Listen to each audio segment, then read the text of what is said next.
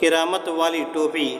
بعض تفاسیر میں لکھا ہے بادشاہ روم نے حضرت امیر المؤمنین علی بن ابی طالب رضی اللہ تعالی عنہ کی خدمت میں ایک خط لکھا۔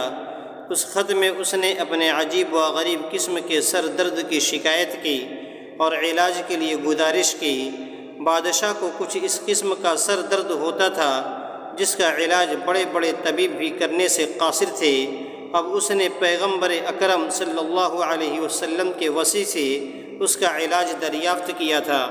جو ہی بادشاہ کا خط پہنچا، حضرت علی بن ابی طالب رضی اللہ تعالی عنہ نے خط لانے والے شخص کو ایک ٹوپی دی اور یہ ہدایت فرمائی کہ جب بھی سر میں درد ہو اس ٹوپی کو پہن لیا جائے۔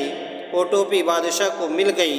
اب جب بھی بادشاہ کے سر میں درد ہوتا وہ اس ٹوپی کو پہن لیتا اور حیرت انگیز طور پر اسے فوراً آرام ہو جاتا۔ 2-3 مرتبہ ایسا ہی ہوا۔